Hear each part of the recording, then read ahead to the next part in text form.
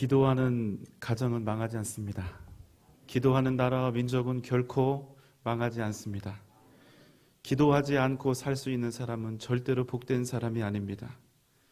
미국의 E.M. 바운즈라고 하는 사람이 이렇게 말했습니다. 모든 문제의 유일한 해결책은 뜨거운 기도에 있다. 기도에 모든 것이 달려있다.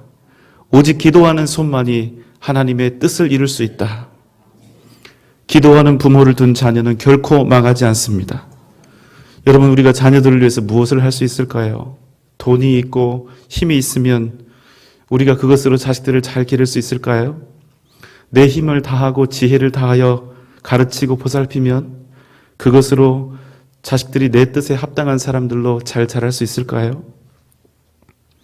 실상 우리 부모가 자식들을 위해 할 수 있는 것은 여러분 그저 기도하는 것뿐 아니겠습니까? 하나님, 내 아들과 딸을 주님께서 맡아주세요. 하나님께서 좀 길러주세요. 우리가 이렇게 하는 거 아닙니까? 미국의 16대 대통령 에이브러함 링컨은 이렇게 말합니다. 나는 어머니의 기도를 기억한다. 그 기도는 평생 나를 따라다녔다. 내 일생 동안 그 기도는 나에게 꼭 매달려 떨어지지 않았다. 사랑하는 여러분, 기도는 하나님의 일을 이루는 가장 강력한 무기입니다. 다른 모든 것이 실패한다 하여도 여러분, 기도는 절대로 실패가 없습니다. 기도하는 사람은 반드시 승리하게 됩니다. 여러분, 잊지 마십시오. 기도에 실패한 인생은 모든 것에 실패한다는 사실, 이것을 기억하며 절대로 기도하는 자리, 능력을 힘입는 자리, 응답받는 은혜가 있는 자리에서 스스로를 소외시키지 마시기 바랍니다. 여러분, 금요 성령 집회에 꼭 함께 나오십시오. 임직자들은 반드시 수요 예배와 금요 성령 집회에 오시기 바랍니다. 그래서 우리가 함께 기도로 승리하는 교회, 기도로 승리하는 성도, 그 주인공이 바로 사랑하는 여러분 되시기를 주님의 이름으로 축원합니다. 이스라엘은 남유다와 북이스라엘로 분열이 되었습니다. 그 후 200년 만에 북이스라엘은 그들의 죄악과 우상숭배로 말미암아 이방 민족 아수르의 침공을 받아 먼저 멸망해 버립니다. 그리고 겨우 남유다만 남아서 하나님의 백성으로서의 그 명맥을 유지하면서 130여 년의 시간을 지나왔습니다. 그 과정에서 많은 국제적인 정세가 달라집니다. 북이스라엘을 멸망시켰던 아수르와 또 당시 큰 제국이었던 애굽을 새로 만들어진 신생 왕국인 바벨론 제국이 모두 다 격퇴시키고 중군동 최고의 강대국이 된 것입니다. 그림이 하나 나와야 되는데 자, 본 그림은 바벨론 왕 느부갓네살이 다스릴 때 차지했던 바벨론의 영토를 노란색으로 표시하고 있습니다. 지난주에 보셨던 아수르 제국보다 훨씬 더 큰 영토를 가지고 있습니다. 지도를 보면 이라크를 중심으로 쿠웨이트, 시리아, 레바논, 요르단, 아수르, 터키, 이집트까지 굉장히 큰 영토를 가지고 있습니다. 물론 티도 나지 않는 작은 민족인 이스라엘은 당연히 바벨론 제국의 속국이 되어 있습니다. 그런데 여러분, 우리가 이 시점에서 한 가지 분명히 해두어야 할 것이 있습니다. 하나님으로부터 택함받은 이 선민 이스라엘이 지금 이방 나라의 속국이 되어서 온갖 멸시와 압제를 당하는 그 이유가 무엇인가 하는 것입니다. 역사가들은 이렇게 이야기할 것입니다. 당시 고대 중군동의 패권을 장악했던 바벨론이 정치적으로 군사적으로 강대하여 이스라엘을 침략하였고 그 결과 이스라엘을 다스리게 되었다. 그러나 여러분, 성경은 이 상황에 대해서 절대로 그렇게 말씀하지 않습니다. 이스라엘이 멸망한 이유에 대해서 성경은 변함없이 한 가지 이유를 우리에게 증언하고 있습니다. 역대 36장 12절로 14절 말씀입니다. 그의 하나님 여호와 보시기에 악을 행하고 선지자 예레미야가 여호와의 말씀으로 일러도 그 앞에서 겸손하지 아니하였으며 또한 느부갓네살 왕이 그를 그의 하나님을 가리켜 맹세하게 하였으나 그가 왕을 배반하고 목을 곧게 하며 마음을 완악하게 하여 이스라엘 하나님 여호와께로 돌아오지 아니하였고 모든 제사장들의 우두머리들과 백성도 크게 범죄하여 이방 모든 가증한 일을 따라서 여호와께서 예루살렘에 거룩하게 두신 그의 전을 더럽게 하였으며. 성경에서 이스라엘이 망한 그 유일한 이유를 이렇게 이야기하죠. 그의 하나님 여호와 보시기에 그들이 악을 행하였다는 것입니다. 예레미야 선지자가 여호와의 말씀으로 그들에게 일러도 듣지 아니하고 겸손치도 아니하고 이방 민족의 왕인 느부갓네살도 하나님의 이름으로 맹세토록 하였지만 그들이 결국 여호와 하나님께로 돌아오지 않고 이방의 가증한 일을 행하며 여호와의 거룩한 성전을 더럽힌 것입니다. 하나님의 종들, 선지자들의 외침과 설득에도 이스라엘은 자신들의 귀를 완전히 닫아버리고 자신의 마음이 원하는 대로, 자기의 마음에 좋은 대로, 소견에 옳은 대로 마음대로 행한 것입니다. 사사기 21장 25절의 말씀입니다. 그때에 이스라엘의 왕이 없으므로 사람이 각기 자기의 소견에 옳은 대로 행하였더라. 이미 그들의 시대는 진정한 왕을 버린 시대, 영원한 왕을 떠나 우상 숭배와 악을 행했던 또 다른 사사 시대를 맞이했던 것입니다. 북이스라엘이 이미 동일한 이유와 죄악으로 인해서 멸망을 당했건만 그 이후 무려 130년 동안이나 하나님께서 남유다 왕국에 회개하고 하나님께 돌이킬 그 충분한 시간을 주셨건만 남유다는 결코 우상 숭배와 죄악의 길에서 돌이키지 않았다는 사실입니다. 여러분, 이스라엘이라고 하는 민족은 단 한 번도 자기의 힘으로, 자기의 능력으로 무엇인가를 얻거나 취했던 일이 없습니다. 떠돌이 유목 생활을 하던 아주 작은 무리, 변변한 무기도 없고 그저 그들이 가지고 있었던 무기라고는 자신들이 양치고 소를 칠 때 가지고 있던 막대기가 전부인 작고 작은 이스라엘이 어떻게 철병거와 철기 무기, 높고 강력한 성을 가진 민족들, 골리앗과 같은 장대한 체구를 가진 가나안의 맹주들을 무찌르고 그 땅을 차지할 수 있었겠습니까? 그 불가능한 일을 가능하게 만드신 분이 그들 중에 계셨기 때문에 그들의 약속의 땅 가나안을 비로소 얻을 수 있었던 것입니다. 하나님께서 그들을 다만 사랑하심으로, 아무런 이유도 없이 단지 사랑하심으로 그들을 택하시고 그들을 당신의 백성, 당신의 자녀로 삼으셨기 때문에 가능했던 일입니다. 그런데 이스라엘 백성들이 그 하나님을 버린 것입니다. 가나안이 준 풍요와 안정, 강한 군사력과 풍부한 먹거리를 확보하게 되니 더 이상 자신들이 하나님을 생명과 같이 여기지 않아도, 하나님을 자신들의 마음과 뜻을 다하여 믿고 의지하지 않아도 자신들이 살아가는데 아무런 지장이 없게 된 것입니다. 아니, 오히려 하나님께 마음을 최대한 덜 두고 세상에 집중하면 집중할수록 더욱더 세상에서 살기에 윤택해진 것 같은 그런 마음이 그들 가운데 들었던 것입니다. 그래서 그들이 하나님을 버립니다. 하나님을 떠나갑니다. 여러분, 그러면 하나님이 어떻게 하면 될까요? 배은망덕한 녀석들, 이렇게 하시고 그들을 버리시면 됩니다. 내치시고 징계하시면 됩니다. 그리고 이제는 정말로 신실하게 하나님의 백성으로, 하나님의 자녀로서 하나님을 섬길 새로운 민족을 찾으시면 됩니다. 그런데 여러분, 이제 하나님은 도저히 그렇게 하실 수가 없습니다. 이스라엘 백성들에게 하나님이 그저 하나님이시고 그냥 이스라엘의 왕이 되셨으면 얼마든지 이스라엘을 버리고 추상처럼 그들을 처단하고 형벌을 가하면 됩니다. 그런데 하나님이 그렇게 하실 수가 없는 것입니다. 왜냐하면 하나님께서는 이스라엘을 이미 당신의 자녀로 삼으셨기 때문입니다. 아비는 절대로 자식을 버리지 않습니다. 자식을 버리는 부모는 부모가 아닌 것이지요. 그래서 하나님은 이 자식들 때문에 애가 타고 속이 타고 가슴이 썩는 것입니다. 여러분도 잘 아시지요? 이 땅에서 절대로 이길 수 없는 상대가 있지 않습니까? 남편도 이기고 아내도 이기고 때로는 부모도 이기고 이 세상 누구든 죽기 살기로 하면 다 이길 수 있습니다. 그러나 우리가 평생 사는 동안 절대로 이길 수 없는 존재가 있지요. 누굽니까? 예, 맞습니다. 자식들입니다. 자식을 이길 수 있는 부모는 이 세상에 없습니다.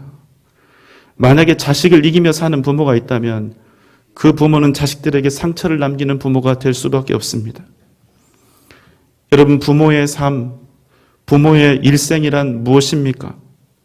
내 자식이 결코 내 마음대로 되지 않는다는 사실, 내 자식을 결코 내 뜻대로 할 수 없다는 사실을 날마다 깨달으며 그것을 인정해 가는 것이 바로 부모의 인생이 아닙니까? 하나님도 이스라엘에게 있어서는 아버지이셨기 때문에 마찬가지였다는 것입니다. 이스라엘을 당신의 자녀로 삼은 이상 하나님은 이스라엘을 도저히 이길 수가 없습니다. 그러면서도 그들을 절대로 포기할 수 없습니다. 아버지시기 때문에요.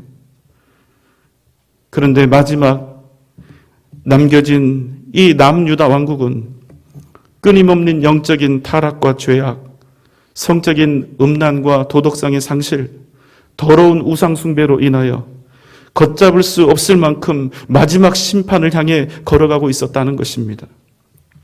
36장 14절의 말씀입니다. 모든 제사장들의 우두머리들과 백성도 크게 범죄하여 이방 모든 가증한 일을 따라서 여호와께서 예루살렘에 거룩하게 두신 그의 전을 더럽게 하였으며, 왕이 타락을 하니까 백성들도 또 백성의 지도자들도 함께 이방의 모든 가증한 일들을 따라서 행하며 살았습니다. 거룩한 하나님의 성전에 이방의 더러운 우상 신상을 세우고 그것을 음란하게 섬기고 경배했습니다.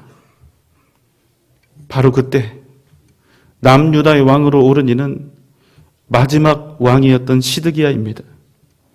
그에겐 유다 민족을 살리고 또 하나님께 회개하며 돌이킬 수 있는 11년이라는 시간이 주어졌습니다. 그러나 그는 하나님의 뜻을 생각하지 않고 자신의 탐욕을 좇아 우상을 숭배하고 악을 더하여 갔습니다. 오히려 거짓 선지자들의 소리를 들으면서 자신의 더러운 죄악들을 합리화하고 자신의 민족 앞에 닥친 하나님의 징계와 심판을 무시해버린 것입니다. 위대한 선지자 예레미야를 통해 하나님은 애타게 외치셨지만 그는 하나님의 말씀을 가벼이 여기고 오히려 자신과 민족에게 닥칠 심판의 무게를 더해가고 있었던 것입니다. 그래서 오늘 말씀 13절은 그가 목을 곧게 하며 마음을 완악하게 하여 이스라엘 하나님 여호와께로 돌아오지 않았다 말씀했던 것입니다. 선지자들의 외침, 하나님의 간절한 부르심 앞에 그 마음을 낮추고 겸손히 엎드려야 했습니다. 그러나 오히려 시드기야 왕을 비롯한 온 유다는 오히려 더욱더 음란하게 범죄하고 있었던 것입니다. 여러분, 이러한 패역하고 타락한 이스라엘을 바라보고 계셨던 하나님의 마음이 어떠셨을까요? 돼지가 돼지 우리에서 구르고 있다면 더럽긴 더러워도 그것이 비정상적으로 보이거나 혐오스럽거나 그렇게 놀랍게 보이지 않을 것입니다. 왜냐하면 그 모든 상황들이 돼지의 존재에 적합하니까. 돼지라고 하는 동물은 그렇게 태어나서 그렇게 자라고 그렇게 살아가는 것이 정상이니까. 돼지는 더러운 분비물에 구르기도 하고 심지어는 자기 똥을 먹기도 하고 그렇게 사는 것이 정상이니까. 그냥 우리는 그런 돼지를 보면서 아이고 더러워 지저분해 그러니까 돼지가 돼지지 이 정도 하면 충분합니다. 그저 고개를 돌리면 그만이죠. 우리 마음에 이 돼지 때문에 더 이상 문제를 삼을 이유가 없습니다. 그러나 만약 내 아이가 내 자식이 돼지 우리에서 그 더러운 분비물을 그대로 맨발로 딛고 서서 거기서 몸을 구르고 그 온몸에 더러운 오물을 다 바르고 거기서 자고 먹고 한다면 내 사랑하는 자식이, 내 생명보다 더 귀한 자식이 돼지 우리 같은 인생을 살고 더럽고 추한 그런 삶을 살려 한다면 여러분 그 마음이 어떠시겠습니까? 여러분 그쯤 되면 이제 더럽고 깨끗한 것은 아예 생각도 나지 않습니다. 너무나 그 사실이 무섭고 두렵고 경악스러운 것입니다. 내 아이가 돼지우리에서 돼지우리 같은 인생을 살고 있다는 사실이, 죄와 타락 속에서 살고 있다는 사실이 너무나 괴롭고 아프고, 그래서 오히려 부모인 내가 먼저 죽을 것만 같은 그런 답답함과 고통에 빠지는 것입니다.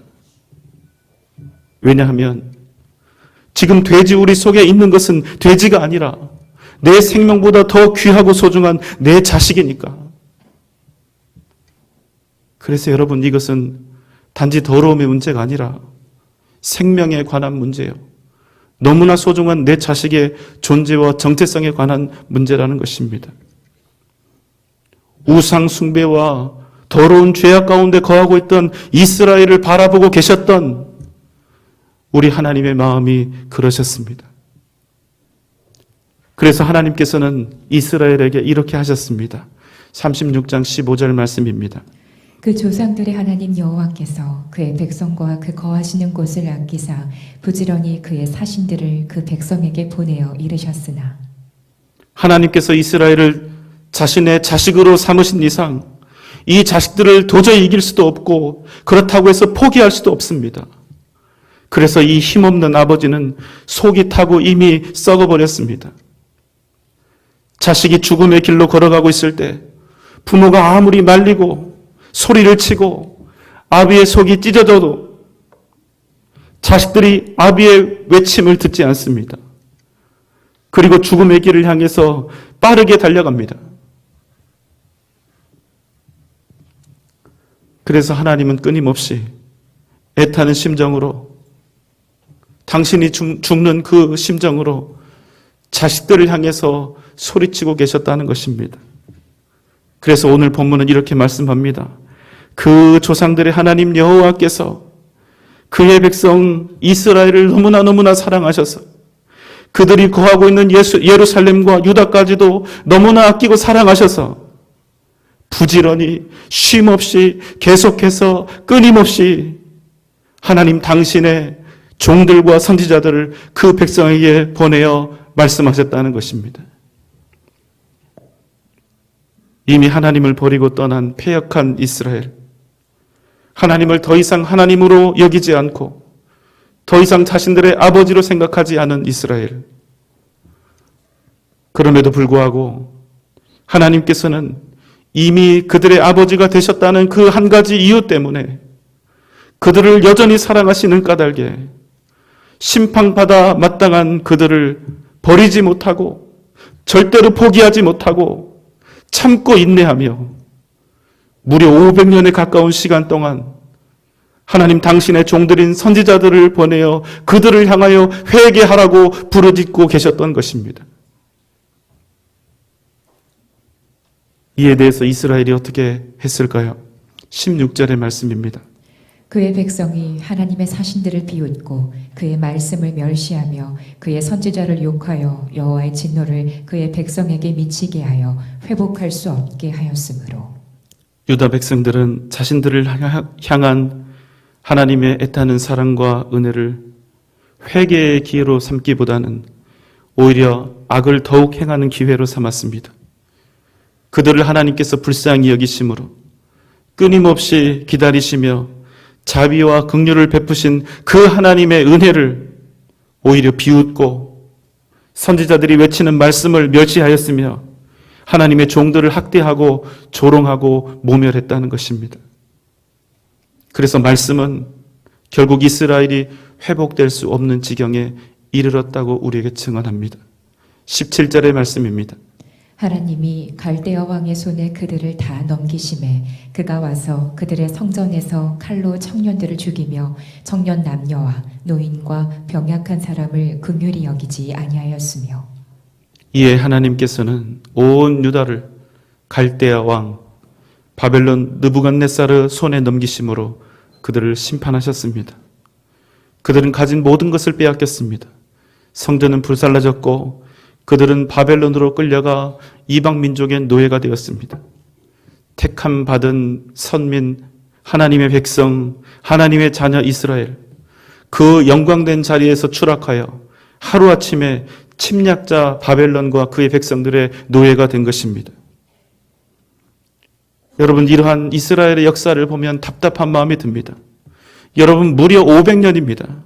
수십 명, 아니 셀 수도 없는 하나님의 사람들, 위대한 선지자들과 성경에 그 이름이 등장하지도 않았을 수많은 주의 종들이 그 500년의 시간 동안 단 한 번의 여백도 없이 그들에게 와서 하나님의 마음으로, 아버지의 심장으로, 애타는 마음으로 이스라엘 백성들을 향해서 외치고 또 외쳤던 것입니다. 실은 하나님께서 외치신 것이지요. 그런데 그 소리가 듣기 싫으니까, 그 소리가 자신들의 마음에 들지 않으니까 오히려 하나님의 종들을 핍박하고 멸시하고 조롱했다는 것입니다. 그래도 놀라운 것은 하나님이 이스라엘을 포기하지 않습니다. 그래서 결국 당신의 하나밖에 없는 아들 독생자 예수 그리스도를 이 땅에 보내셨습니다.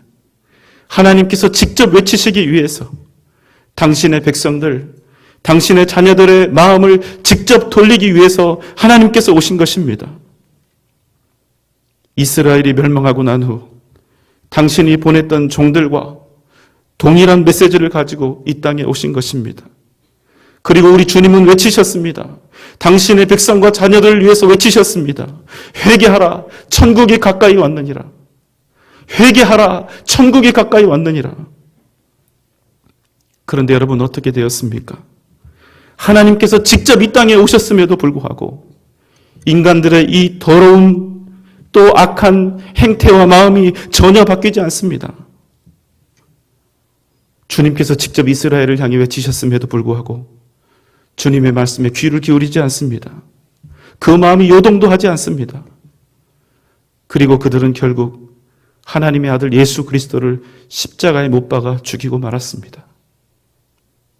하나도 바뀌지 않았습니다.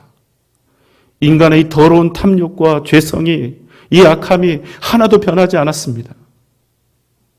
하나님이 아니 계시면, 예수님의 십자가와 은혜가 아니면 도저히 소망이 없는 악한 자들이라는 사실이 다시 한번 증명되었을 뿐입니다. 사랑하는 여러분, 우리였다면, 만약에 우리가 그 자리에 있었다면 조금 달랐을까요?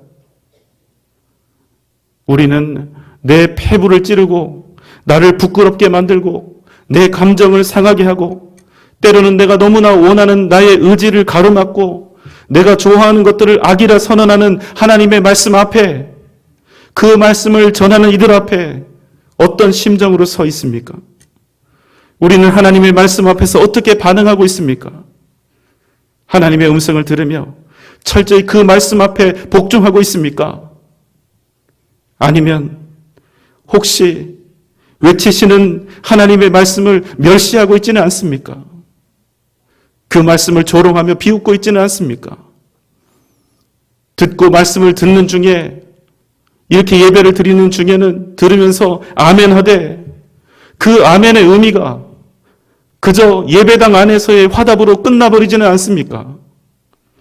그래서 그 아멘으로 화답했던 그 말씀들이 절대로 내 인생에서는 아무런 쓸모도 없는 그냥 관념적인 말씀이요 명령으로 전락해버린다면, 아멘했던 그 말씀들이 결단코 나에게 헌신과 충성을 불러일으키지 못하는 그저 감정과 마음의 소리로만 남는다면, 여러분, 한 가지는 확실합니다. 우리는 이미 하나님의 말씀을 멸시하고 있는 것입니다. 우리는 스스로를 하나님의 백성이라 말합니다. 스스로를 하나님의 사람들이라고, 천국의 사람들이라고 말합니다. 예수 십자가 보혈의 은혜로 구원을 입었다고 합니다. 그런데 정말 놀라운 것은 그럼에도 우리가 하나님의 말씀에 온전히 귀 기울이지 않는다는 사실입니다. 듣기는 들어도 그 말씀대로 살기는 원하지 않는다는 것입니다.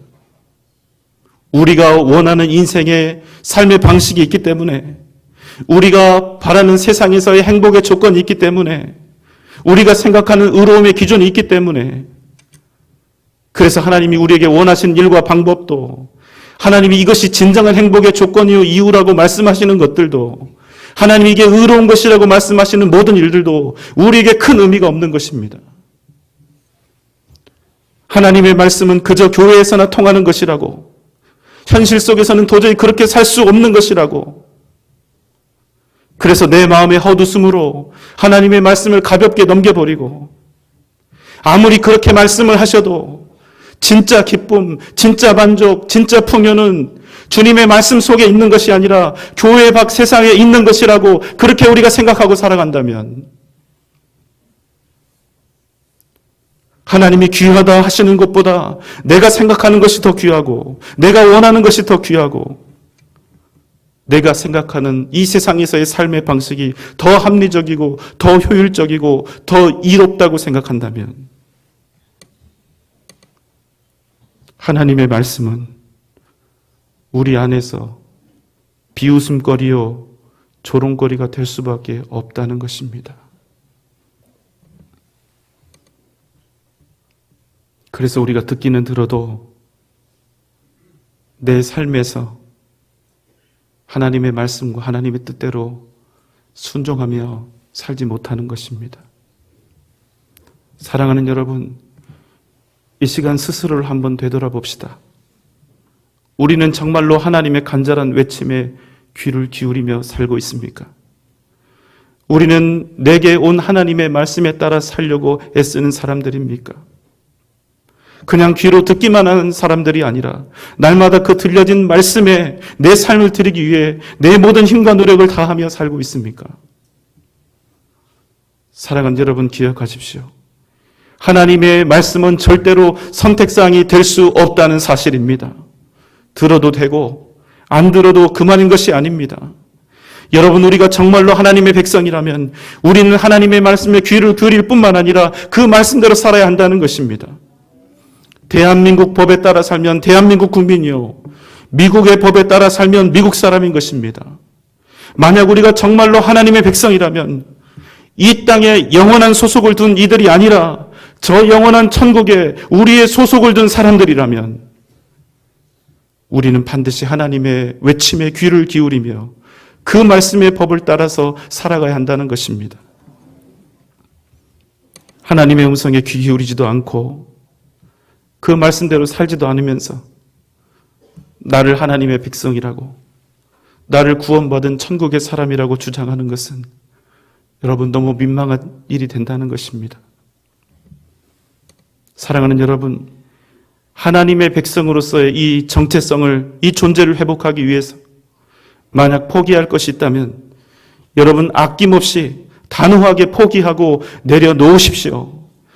하나님의 백성으로서 그 정체성에 합당하게 말씀을 따라 사는 일보다 중요한 것은 우리 인생에 없습니다. 내가 단호하게 항복하지 않고 내가 단호하게 포기하지 않는 것들은 반드시 하나님과 나 사이를 비집고 들어와서 하나님과 우리의 관계를 망치게 되어 있다는 것입니다. 잠깐 소유하게 될 세상을 더 얻겠다고 영원한 가치를 잃게 되지 않기를 간절히 바랍니다. 여러분, 이 세상을 두려워하지 마십시오. 하나님의 음성에 귀를 기울이며 복음의 권능에 온전히 항복하는 것만이 우리에게 진정한 안전과 평안을 가져다 준다는 사실을 꼭 기억하시기 바랍니다. 사랑하는 성도 여러분, 하나님의 음성에 귀를 기울이십시오. 그리고 그 말씀에 따라 여러분의 삶을 믿음으로 이루어 가시기 바랍니다. 오직 그 길에 진정한 생명과 영광이 있습니다. 오직 그 길에만 진정한 승리와 부흥이 있습니다. 오직 주님을 바라고 구하며 믿음으로 승리하는 저와 여러분 되시기를 주님의 이름으로 축원합니다. 기도하겠습니다.